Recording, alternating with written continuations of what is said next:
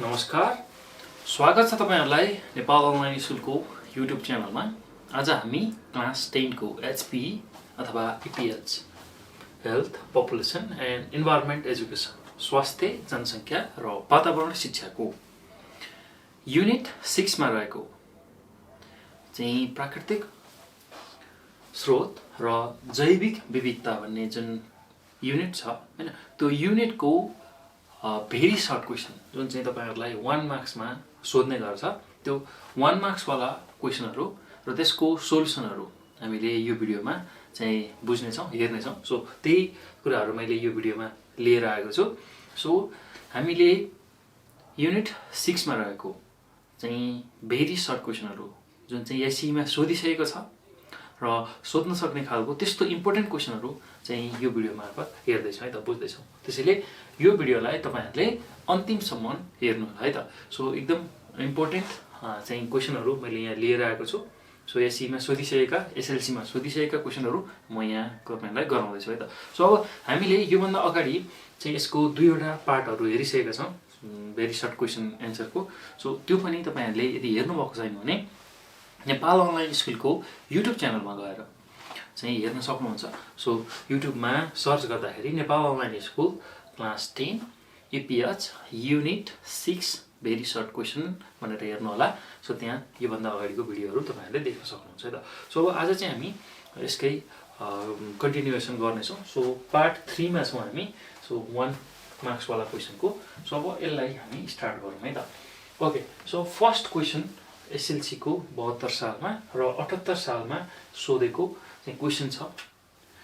So अब यो चाहिँ एसई मा सोधेको, एसई को 78 साल र एसएलसी हुँदाखेरि नै 72 सालको क्वेशन हो यो। र हामीलाई यहाँ के सोधेको छ भन्दाखेरि जीवजन्तुलाई परस्थानीय संरक्षण गर्ने कुनै एउटा उपाय लेख्नुहोस् भनेर सोधेको छ। सो अब परस्थानीय, स्थानीय र परस्थानीय गरी दुईवटा संरक्षणका विधिहरु छन् हैन जीवजन्तुलाई। अहिले हामीलाई परस्थानीय संरक्षण विधि भनेर भनेको छ। सो अब परस्थानीय भनेको चिडियाखानामा लगेर राख्ने हैन।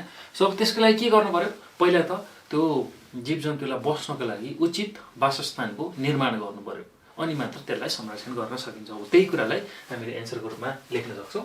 जस्तै कि जीवजन्तुलाई बसोबास गर्ने सुरक्षित र उपयुक्त स्थानको निर्माण गर्ने हैन गरी परस्थानीय संरक्षण गर्न सकिन्छ, अर्थात् चिडियाखाना बनाउनु पर्यो हैन। सो अब परस्थानीय चाहिँ संरक्षण भन्ने बित्तिकै चाहिँ चिडियाखानामा लगेर संरक्षण गर्ने भन्नु पर्यो। अनि अब कसरी संरक्षण गर्न सकिन्छ भन्दाखेरि त्यसको निर्माण गर्नु पर्यो हैन। परस्थानीय संरक्षणको लागि चाहिने जुन वासस्थान छ त्यसको निर्माण गर्नु पर्यो। त्यसरी चाहिँ यसको संरक्षण गर्न सकिन्छ। सो यसरी हामीले यसको एन्सर लेख्न सक्छौं। त्यस्तै अब 2078 मै सोधेको अर्को क्वेशन के छ भन्दाखेरि नेपालमा दुर्लभ मानिएका कुनै दुईवटा बिरुवाको नाम लेख्नुहोस् भनेर हामीलाई सोधेको छ। सो अब एउटा भनेको चाहिँ दुर्लभ बिरुवाको रूपमा एउटा यार्सागुम्बा, अर्को चाहिँ सर्पागन्धा है त। सो यो चाहिँ दुर्लभ बिरुवाको नाम हो, सर्पागन्धा, यार्सागुम्बा। अर्को पनि छ। सो अब तपाईहरुले अरु पनि लेख्न सक्नुहुन्छ हैन। सो यी कुरा हामीले लेख्न सक्छौं है त। सो जटामसी त्यो पनि लेख्न सक्नुहुन्छ हैन। सो यसरी यसको एन्सर लेख्न सकिन्छ। त्यस्तै अब नेक्स्ट क्वेशन के छ भन्नुस् त भन्दाखेरि नेपालमा कुन वनस्पतिका प्रजाति धेरै छन् भनेर हामीलाई सोधेको छ। सो नेपालमा चाहिँ एन्जियोस्पर्म प्रजातिका चाहिँ वनस्पतिहरुको संख्या एकदमै बढी छ भनेर हामीले लेख्न सक्छौं है त। सो अब यसको संख्या करिब चाहिँ 5160 भन्दा बेसी छ।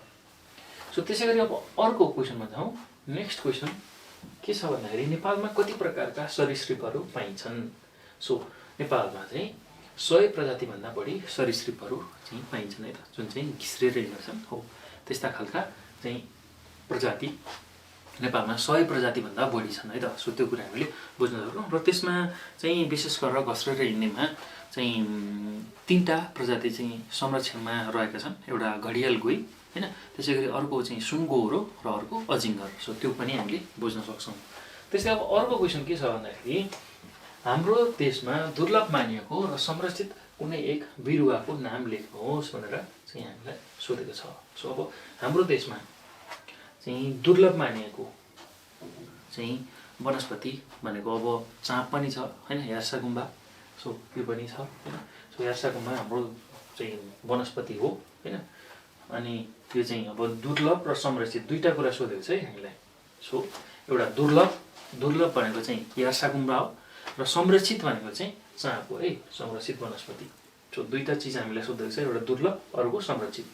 सो अब दुर्लभमा हामीले यार्साकुम्बाको नाम लेख्नु पर्यो, यार्साकुम्बा है। त्यस्तै अनि संरक्षितमा हामीले के लेख्नु पर्यो भन्दाखेरि चाँप। सो यो हामीले लेख्नु पर्यो है त। सो यसरी चाहिँ हामीले यसमा चाहिँ एन्सर लेख्नुपर्ने हुन्छ। ओके, सो अब यो पछि नेक्स्ट क्वेसनमा जाउँ। नेक्स्ट क्वेसन हाम्रो के छ भन्दाखेरि जैविक विविधताको संरक्षणले कसरी जीवहरूको अस्तित्व जोगाउन चाहिँ मद्दत गर्छ भनेर हामीलाई सोधेको छ। सो हेर्नुहोस् त, जैविक विविधतालाई हामीले संरक्षण गऱ्यौँ भने जीवहरूको अस्तित्व चाहिँ यसले जोगाउँछ। कसरी भन्दाखेरि यसले चाहिँ लोप हुन लागेको जुन जीवजन्तु छ हैन, प्रजाति छ, त्यसलाई चाहिँ संरक्षण गर्न मद्दत पुर्याउँछ। किनभने अब कुन चाहिँ प्रजाति लोप हुन लागेको छ त्यसको संरक्षण गर्छ र यसलाई चाहिँ जोगाउने काम गर्छ भनेर हामीले लेख्न सक्छौँ है त। सो अब नेक्स्ट क्वेसनमा जाउँ। हाम्रो नेक्स्ट क्वेसन के छ भन्दाखेरि नेपालमा पाइने दुर्लभ सरीसृप कुन हो भनेर हामीलाई सोधेको छ। यो चाहिँ एसएलसीको 2070 सालमा सोधेको क्वेसन छ। सो अब नेपालमा पाइने दुर्लभ सरीसृपमा चाहिँ अजिङ्गर एउटा छ। सो अजिङ्गरको लेख्न सक्नुहुन्छ। त्यसै गरी अब सुनगौरो, घडियाल गोही, सो यिनीहरू पनि छन्। यिनीहरू चाहिँ संरक्षणमा छन् है, संरक्षणमा छन् भनेर हामीले लेख्न सक्छौँ। सो यति कुरा यसमा लेख्न सकिन्छ। त्यस्तै अब नेक्स्ट क्वेसन के छ भन्दाखेरि चाहिँ हिमाली क्षेत्रमा पाइने एउटा वनस्पति कुन हो भनेर हामीलाई सोधेको छ। सो हिमाली क्षेत्रमा पाइने वनस्पतिमा भोजपत्र, देवदार, सो यी कुराहरू चाहिँ पर्छन् है त। सो ती कुराहरूलाई हामीले लेख्न सक्छौँ। त्यस्तै अब अर्को क्वेसनमा जाउँ। अर्को क्वेसन के छ भन्दाखेरि नेपालमा पाइने दुर्लभ वनस्पति कुन हो भनेर हामीलाई सोधेको छ। सो नेपालमा पाइने दुर्लभ वनस्पतिमा सर्पगन्धा पर्छ है त। सर्पगन्धा चाहिँ नेपालमा पाइने दुर्लभ चाहिँ वनस्पति अन्तर्गत पर्छ। अब त्यस्तै गरी अर्को छ जटामासी, त्यो पनि दुर्लभमै पर्छ, त्यो पनि लेख्न सक्नुहुन्छ। त्यस्तै अर्को क्वेसन के छ भन्दाखेरि जैविक विविधता संरक्षण गर्नुपर्ने प्रमुख कारण के हो भन्दाखेरि चाहिँ जैविक विविधतालाई संरक्षण गर्नुको मुख्य कारण भनेको चाहिँ जीवहरूलाई चाहिँ लोप हुनबाट बचाउनु, अस्तित्वमा राखिराख्नु हैन, अस्तित्वमा राखिराख्नु, लोप हुनबाट बचाउनु। अर्को भनेको चाहिँ वंशाणु जोगाउन र यसको वृद्धि गर्न जैविक विविधताको हामीले संरक्षण गर्नुपर्छ। अब वंशाणु चाहिँ जोगाउनु भनेकै जीवहरूलाई जोगाइराख्नु हो भनेर हामीले बुझ्न सक्छौँ हैन। यसरी चाहिँ हामीले यसको एन्सर लेख्न सकिन्छ। त्यस्तै अर्को क्वेसनमा जाउँ। नेक्स्ट क्वेसन, अब यार्साकुम्बा दुर्लभ हुनुको कारण चाहिँ के हो भनेर हामीलाई सोधेको छ। सो किन चाहिँ यो दुर्लभ मानिन्छ भन्दाखेरि यसको चाहिँ चोरी सिकारी बढ्छ हैन। चोरी सिकारीको कारण अब यसलाई दुर्लभ मानिन्छ। अर्को भनेको यसको औषधीय गुण जुन यो शक्तिदायक र यौन उत्तेजना बढाउने खालको औषधि भएको हुनाले यसलाई चाहिँ दुर्लभ मानिन्छ र यसको संख्या पनि कमै हुन्छ। यार्साकुम्बा पनि कमै चाहिँ पाइन्छ किनभने एउटा निश्चित ठाउँमा मात्र यो पाइन्छ हैन। सो अब हिमाली भेगमा मात्र पाइन्छ र आफैले चाहिँ यसलाई अब चाहिँ यो प्राकृतिक रूपमै पाइने भएको हुनाले हैन। सो कम संख्यामा चाहिँ निक्लिन्छ हैन। सो आफै उत्पादन हामीले रोपे जस्तो चाहिँ अरू तरकारी रोपे जस्तो त्यसरी बढी उत्पादन गर्न सकिन्न। त्यो भएर यो दुर्लभ नै रहेको छ भनेर हामीले बुझ्न सक्छौँ। त्यस्तै अब अर्को कुरा के छ भन्दाखेरि भालु, जङ्गली बँदेल, ब्वाँसो र ध्वाँसे चितुवा मध्ये सबैभन्दा दुर्लभ चाहिँ कुन हो भन्दाखेरि ध्वाँसे चितुवा हो भनेर हामीले लेख्नु पर्यो है। सो ध्वाँसे चितुवा चाहिँ सबैभन्दा दुर्लभमा पर्छ किनभने भालु पनि प्रशस्त पाइन्छ, जङ्गली बँदेल त भन्नै परेन, नेपालमा धेरै छ, ब्वाँसो, यी सबै कुराहरू चाहिँ सबै जीवहरू चाहिँ पाइन्छन् तर यो चाहिँ दुर्लभ छ ध्वाँसे चितुवा है त। त्यस्तै अब अर्को क्वेसन के छ भन्दाखेरि हाब्रे, चितुवा, मृग र स्याल मध्ये सबैभन्दा चाहिँ दुर्लभ जनावर भनेको के हो भन्दाखेरि हाब्रे नै हो है। सो यो कुरा हामीले बुझ्नु पर्यो। त्यस्तै अर्को क्वेसन के छ भन्दाखेरि दुर्लभ मानिएको पशुपन्छीहरूको संरक्षण गर्न कुन उपाय अवलम्बन गर्नुपर्छ। हेर्नुहोस् त, दुर्लभ मानिएको जुन हाम्रो पशुपन्छीहरू छ त्यसलाई चाहिँ संरक्षण गर्नको लागि, त्यसलाई चाहिँ जोगाउनको लागि के उपायहरू हामीले अपनाउनु पर्छ भन्दाखेरि त्यसलाई चाहिँ परस्थानीय संरक्षण गर्नुपर्छ। परस्थानीय संरक्षण भनेको एउटा चिडियाखाना चाहिँ बनाएर तिनीहरूलाई राख्नुपर्छ, त्यस्ता खालका जीवजन्तुलाई है त। सो त्यो कुरा हामीले गर्नुपर्छ। त्यस्तै अर्को क्वेसन के छ भन्दाखेरि नेक्स्ट क्वेसनमा अवैध शिकारलाई नियन्त्रण गर्न कुन उपाय चाहिँ अपनाउन सकिन्छ भनेर हामीले हामीलाई सोधेको छ। सो अब यसको उत्तरमा हामीले के लेख्न सक्छौँ भन्दाखेरि अब अवैध रूपमा चाहिँ विभिन्न जीवजन्तुको चोरी सिकारी भइरहेको छ हैन, त्यसलाई रोक्नको लागि हामीले के गर्न सक्छौँ भन्दाखेरि मुख्य भनेको त्यो जीवजन्तुहरू पाइने जुन ठाउँ छ त्यहाँका स्थानीयहरूलाई सचेत बनाउनुपर्छ र त्यसको त्यो जीवजन्तुको चाहिँ महत्त्व के हो त, त्यो किन चाहिँ आवश्यक छ, हामीलाई त्यसलाई किन जोगाएर राख्नुपर्छ भनेर त्यो खालको चेतना चाहिँ हामीले त्यहाँका जनतालाई दिनुपर्छ है त। त्यसो गऱ्यो भने त्यसलाई जोगाउन सकिन्छ। सो यो कुरा हामीले लेख्न सक्छौँ। त्यस्तै अर्को भनेको अब ठुलो धनेश नेपालको कुन क्षेत्रमा पाइन्छ भनेर हामीलाई एसएलसीको 71 मा सोधिसकेको क्वेसन छ र यो चाहिँ ठुलो धनेश चाहिँ विशेष गरेर नेपालमा चाहिँ तराई भागमा पाइन्छ है त, तराई प्रदेशमा पाइन्छ। सो तराईको ठुल्ठुला जङ्गलमा यो चाहिँ पाइन्छ र यसको चाहिँ चोरी सिकारी मासुको लागि हुन्छ, त्यो कुरा हामीले बुझिसकेका छौँ। सो त्यो कुरा लेख्न सकिन्छ। त्यस्तै अर्को क्वेसन छ, नेक्स्ट क्वेसन, दुर्लभ वनस्पति र दुर्लभ जीवजन्तु भन्नाले के बुझिन्छ।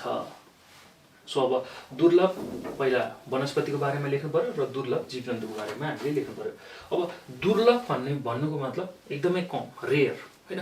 सो कुनै पनि जीवको सङ्ख्या घट्दै गई लोप हुने अवस्थामा जुन पुगिसकेको छ त्यसलाई हामी दुर्लभ भनेर भन्छौँ हैन। सो सङ्ख्या घट्दै गएर अब लोपै हुने, अब चाहिँ अस्तित्वमै नरहने त्यस्तो खालको अवस्थालाई चाहिँ हामी दुर्लभ भनेर भन्छौँ। त्यस्तो खालको वनस्पतिलाई दुर्लभ वनस्पति र त्यस्तो खालको चाहिँ जीवजन्तुलाई हामी के भनेर भन्छौँ, दुर्लभ जीवजन्तु भनेर भन्छौँ है त। सो अस्तित्वमै नरहन को लागि लोप हुँदै गएको होइन। सो त्यसरी चाहिँ हामीले दुर्लभ वनस्पति र दुर्लभ जीवजन्तुलाई व्याख्या गर्न सक्छौँ। ओके, सो अब यो पछि नेक्स्ट क्वेसन भनौँ। नेक्स्ट क्वेसन के छ हेर्नुहोस् त, दुर्लभ वनस्पतिको समूह पर्ने एर्सा गुम्बा नेपालको कुन क्षेत्रमा पाइन्छ भन्दाखेरि यो चाहिँ नेपालको हिमाली भेगमा अथवा हिमाली क्षेत्रमा पाइन्छ भनेर हामीले यसको एन्सर लेख्न सक्छौँ। त्यस्तै अब नेक्स्ट क्वेसन के छ भन्दाखेरि नेपालमा कति प्रजातिका पुतलीहरू पाइन्छन् भन्दाखेरि नेपालमा चाहिँ 635 प्रजातिभन्दा बढी, 635 भन्दा अहिले त्यसको अब बढिसकेको छ, नयाँ नयाँ प्रजाति भेटिँदैछ होइन। 635 प्रजातिभन्दा बढी हो प्रजातिको चाहिँ पुतली पाइन्छ भनेर हामीले लेख्न सक्छौँ है त। त्यस्तै अब अर्को छ, हिउँदमा किराको र वर्षामा चाहिँ हिउँ पग्लेपछि वनस्पतिको रूपमा पाइने वनस्पति कुन हो हेर्नुहोस् त। हिउँद हुँदाखेरि चाहिँ किराको रूपमा र वर्षा लागेपछि पानी पर्न थालेपछि चाहिँ अथवा हिउँ पग्लेपछि चाहिँ वनस्पतिको रूपमा पाइने वनस्पति के हो भनेर हामीलाई सोधेको छ। सो त्यो वनस्पति भनेको एर्सा गुम्बा है, एर्सा गुम्बा। सो यसरी हामीले यसको एन्सर लेख्न सक्छौँ। त्यस्तै अब नेक्स्ट क्वेसनमा चाहिँ हामीलाई सोधेको छ, चाँप नेपालको कुन भौगोलिक प्रदेशमा पाइन्छ भनेर एसएलसीको 2070 मा सोधेको छ। सो यो चाहिँ विशेष गरेर नेपालको पहाडी भूभाग, पहाडीमा पनि मध्य पहाडी भूभागमा चाहिँ पाइन्छ है त। सो यसको एन्सर यसरी लेख्न सकिन्छ। त्यसै गरी अर्को क्वेसन के छ भन्दाखेरि चाँप नेपालको कतिदेखि कति उचाइसम्म पाइन्छ भनेपछि हामीले भर्खरै बुझिसक्यौँ, पहाडी मध्य पहाडी भेगमा पाइन्छ। करिब 600 देखि 1500 मिटरसम्मको जुन उचाइ छ पहाडी क्षेत्रको हो त्यो क्षेत्रमा चाहिँ चाँपहरू पाइन्छ भनेर हामीले लेख्नु पर्यो है त।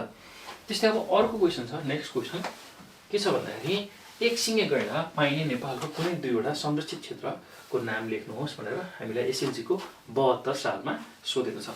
सो अब एक सिङे गैंडा जसलाई चाहिँ संरक्षण गरेर राखिएको छ त्यो चाहिँ दुईटा राष्ट्रिय निकुञ्जमा राखिएको छ। एउटा चितवन राष्ट्रिय निकुञ्ज, अब हामीलाई थाहा भएकै कुरा हो, र अर्को भनेको चाहिँ बर्दिया राष्ट्रिय निकुञ्जमा चाहिँ एक सिङे गैंडालाई संरक्षण गरेर राखिएको छ। सो यो कुरा हामीले लेख्नुपर्ने हुन्छ है त। त्यस्तै अब नेक्स्ट क्वेसनमा जाउँ। नेक्स्ट क्वेसनमा एर्सा गुम्बाको प्रजनन चाहिँ केबाट हुन्छ भनेर हामीलाई सोधेको छ।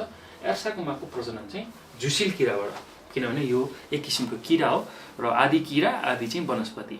सो त्यसैले चाहिँ यसको प्रजनन झुसिल किराबाट हुन्छ भनेर हामीले बुझ्न सक्छौँ है त। त्यस्तै गरी अर्को क्वेसन के छ भन्दाखेरि अब वंशाणुको मुख्य काम के हो भनेर चाहिँ हामीलाई सोधेको छ। अब वंशाणुको मुख्य काम भनेको चाहिँ जीवहरूको जुन पैतृक गुण छ होइन, आफ्नो पितामा अथवा त्योभन्दा माथिको जुन जेनेरेसन छ त्यसमा भएको गुणहरूलाई चाहिँ ट्रान्सफर गर्दै गर्नु हो है त। सो वंशाणुको मुख्य काम भनेको जीवहरूको पैतृक गुण आफ्ना सन्तानहरूमा सार्दै लाने, ट्रान्सफर गर्दै लाने भन्ने बुझिन्छ है त। सो यो पनि हामीले लेख्न सक्छौँ एक्जाममा। सो अब एसएलसीकै 72 सालमा सोधेको क्वेसन के छ भन्दाखेरि अर्को कुनै एउटा दुर्लभ स्तनपायी प्राणीको नाम लेख्नुहोस् भनेर चाहिँ हामीलाई सोधेको छ। सो अब स्तनपायी भनेको चाहिँ म्यामल्स भनेर भन्छौँ हैन। सो एउटा दुर्लभ स्तनपायीमा के पर्छ भन्दाखेरि ध्वाँसे चितुवा छ, हाब्रे छ हैन, एकसिङे गैँडा छ हैन, अनि अर्को भनेको चाहिँ पाटे बाघ छ, हात्ती, यी सबै दुर्लभ स्तनपायी प्राणीमा पर्छन् है त। सो यो मध्ये कुनै एउटा तपाईहरुले एक्जाममा लेख्न सक्नुहुन्छ। ओके, सो अब यो पछि नेक्स्ट क्वेशन भनौँ सर्पागन्धा जुन चाहिँ एकदमै दुर्लभ चाहिँ वनस्पति मानिन्छ, जडीबुटी मानिन्छ, कुन चाहिँ रोगको उपचारमा प्रयोग गरिन्छ भनेर हामीलाई सोधेको छ। सो विशेष गरेर सर्पागन्धा चाहिँ झाडा पखाला, आउँ, हैजा यी यस्ता चाहिँ रोगहरूको निवारणको लागि हैन, जुका यी यस्ता रोगहरूको निवारणको लागि चाहिँ प्रयोग गरिन्छ भनेर हामीले लेख्न सक्छौँ। त्यस्तै अब नेक्स्ट क्वेशन भन्छौँ।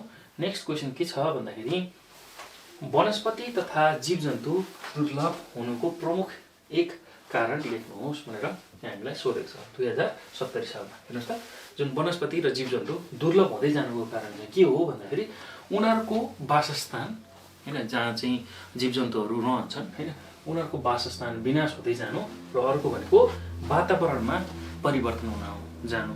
विभिन्न कारणले गर्दाखेरि अब जलवायु परिवर्तनदेखि लिएर अन्य फ्याक्टरहरूले गर्दाखेरि चाहिँ वातावरणमा जुन चेन्ज आउँछ, त्यसले गर्दाखेरि चाहिँ वनस्पति तथा दुर्लभ जीवजन्तु यो जीवजन्तु चाहिँ दुर्लभ हुँदै गइरहेछन्, अर्थात् चाहिँ यो रेयर हुँदै गइरहेछन् भनेर हामीले लेख्न सक्छौँ है त। सो यसरी चाहिँ हामीले यसको उत्तर लेख्न सक्छौँ। सो यसरी हामीले चाहिँ युनिट 6 मा रहेको प्राकृतिक स्रोत र जैविक विविधताको सर्ट क्वेशनहरू सबै सक्यौँ है त। सो एससीमा सोधेका र सोध्न सक्ने खालको मोस्ट इम्पोर्टेन्ट क्वेशनहरू हामीले हेरिसक्यौँ। सो अब हामी नेक्स्ट भिडियोमा चाहिँ यसको चाहिँ सर्ट क्वेशनहरू हेर्नेछौँ। अहिले भेरी सर्ट क्वेशनहरू हामीले हेर्यौँ 1 मार्क्स वाला। अब नेक्स्ट भिडियोमा चाहिँ हामी 4 मार्क्स वाला क्वेशनहरू हेर्नेछौँ। सो त्यो भिडियो पनि तपाईहरुले नछुटाइकन हेर्नु होला है। त्यसै गरी त्यहाँ हामी एससीमा विगतमा सोधेका र सोध्न सक्ने मोस्ट इम्पोर्टेन्ट क्वेशनहरू लिएर आइरहन्छौँ। त्यो भिडियोहरू चाहिँ कुनै पनि नछुटाइकन तपाईहरुले हेर्न सक्नुहुन्छ है, हेर्नु होला। र यसरी हेर्नुभयो भने तपाईहरुले एससीको राम्रो तयारी गर्न सक्नुहुन्छ है। सो फाइनल तयारीको लागि यो भिडियोहरू एकदमै हेल्पफुल हुनेवाला छ। त्यही भएर यो भिडियो हेरिसकेपछि यसलाई सक्दो शेयर गर्नु होला, लाइक गर्नु होला, कमेन्ट गर्नु होला। र अर्को कुरा नेपाल अनलाइन स्कुलको युट्युब च्यानललाई सब्स्क्राइब गर्न नभुल्नु होला। र अर्को कुरा तपाईले के गर्नु भने चाहिँ यो भिडियो हेर्दाखेरि केही कन्फ्युजनहरू तपाईहरुलाई भयो भने तपाईहरुले हामीलाई यो नम्बरमा कन्ट्याक्ट गर्न सक्नुहुन्छ 9849595895 है त। यो नम्बरमा हामीलाई व्हाट्सएप, भाइबर र टेलिग्राममा चाहिँ तपाईहरुले मेसेज गर्न सक्नुहुन्छ र आफूलाई परेको समस्या जिज्ञासाहरू राख्न सक्नुहुन्छ। र यो विषय लगायत अन्य विषयहरूको बारेमा पनि तपाईहरुले हामीलाई सोध्न सक्नुहुन्छ, जानकारी लिन सक्नुहुन्छ हैन। So math, science, optional math यी कुराहरूको बारेमा नै हामीलाई सोध्न सक्नुहुन्छ। र एससीका चाहिँ विभिन्न क्लासेसहरू रन भइरहेको छ, त्यो क्लासमा पनि तपाईहरु जोइन भएर चाहिँ क्लासेसहरू लिन सक्नुहुन्छ है त। सो यति भन्दै चाहिँ म यो भिडियोबाट बिदा हुन्छु। हामी अब नेक्स्ट भिडियोमा चाहिँ युनिट 6 कै सर्ट क्वेशनहरू हेर्नेछौँ र त्यो भिडियोमा हामी चाहिँ 4 मार्क्स वाला क्वेशनहरू सल्भ गर्नेछौँ है त। सो त्यो भिडियो पनि तपाईहरुले चाहिँ नछुटाइकन हेर्नु होला। र विशेष गरेर अब यो भिडियो हेर्नुभएकोमा तपाईहरुलाई धेरै धेरै धन्यवाद। र यसलाई सक्दो शेयर गर्नु होला र नेपाल अनलाइन स्कुलको युट्युब च्यानललाई पनि सब्स्क्राइब गर्न नभुल्नु होला। यति भन्दै म बिदा हुन्छु। हामी नेक्स्ट भिडियोमा भेट्नेछौँ। धन्यवाद।